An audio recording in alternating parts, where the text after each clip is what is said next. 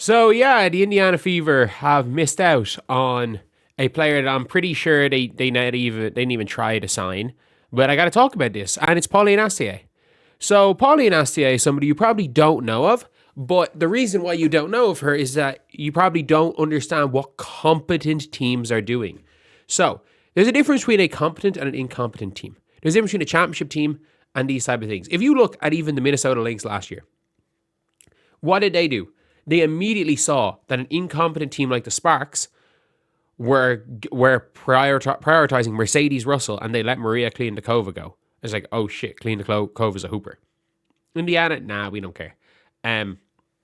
Ari McDonald was gone. And by the way, I said this immediately last year when Ari got cut. There is a video of me saying it.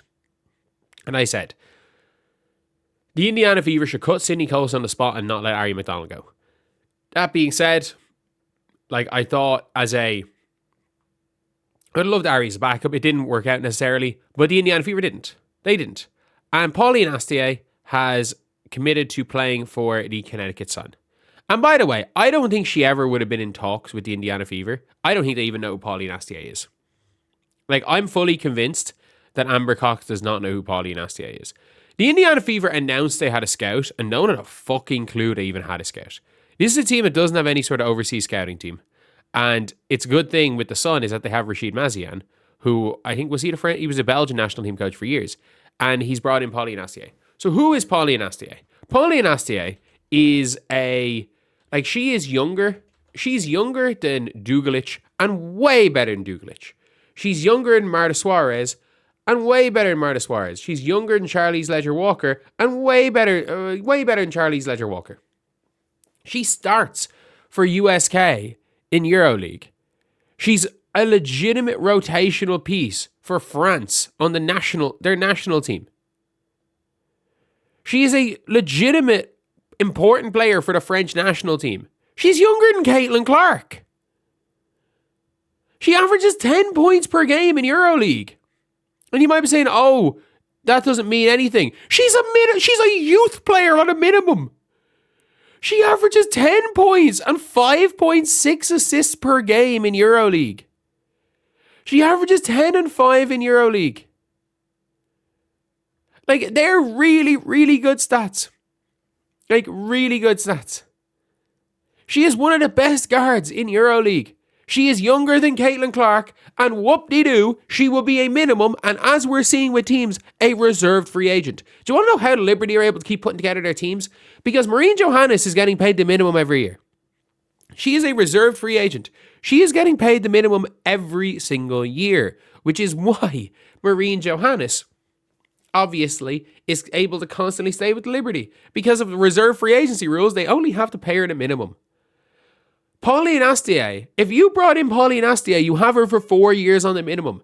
You have a player who is projected by the end of those 4 years to be the starting guard for the French national team. The team is going to be competing with Team USA. A projected future starter for that team for a minimum. Not only that, there is a very, very key player that I have already talked about. She's even younger. 22 years old, 2 years younger than Caitlin Clark. It's Elena Buenavida. Elena Buenavida looked really good for Spain. She would be, again, she is March 2004. What does that mean?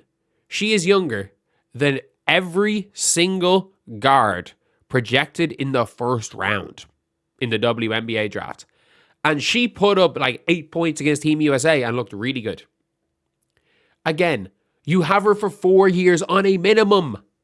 Emma Chekova made the all-star team for the Czech Republic. These players are coming over, by the way.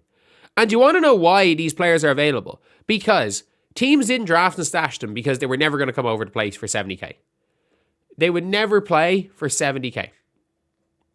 So you've now got a situation where, like, while they won't play for 70K, they will play for 200K. They'll definitely come over for 200K. Because they might be getting paid 100K to play in what you call it. They might be getting paid like about 100k to play overseas, but they'll definitely play for 270k. And again, you have them on a reserve free agency deal multiple times. Multiple times. And you're looking, there are players. There are a lot of them out there. And you know the Indiana Fever aren't going to do it. Like, there are so many players. And the thing is with Demira Sanders, at least if she's a vet minimum, she only counts as the rookie minimum. But they're going to fucking sign Natasha Howard. We know they're going to sign Natasha Howard. They're going to bring back Colson, who's going to be injured for the season. And they're going to bring back Ari, who's probably going to be injured for the season as well. Like, there is not, I can guarantee you this. Not even guarantee you. There is I would say a 60% chance. I would give it a 60% chance that the Indiana Fever go through a spell of games, of a consistent spell of games, where Caitlin Clark is going to be the only healthy point guard. Like, this is how. And by the way, the Connecticut Sun, anyone being like the Connecticut Sun's a bad organization, no, they don't have the facilities. They are one of these smart, like, basketball-wise, they're one of the smartest organizations there is. Like, they are one of the smartest organizations basketball-wise. You know they're going to draft well. You know, if you know anything about the Sun, they are going to draft extremely well. They brought in Layla Khan, who, by the way, like, if we're talking about young guards in the WNBA, forget under 25. It is Caitlin, Paige, Lacan. And Lacan's 2 years young, or is nearly 3 years younger than Paige. And like, the fact that Lacan could be, like, those three are in the actual conversation. And the fact is, I'm not willing to take Lacan out of that conversation. I'm not willing.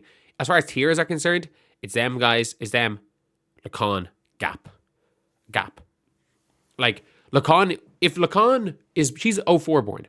So if she had the same rules as Americans for their draft, Layla Khan would be, and I repeat, she would be the number one pick in this draft, and there wouldn't be a question about it.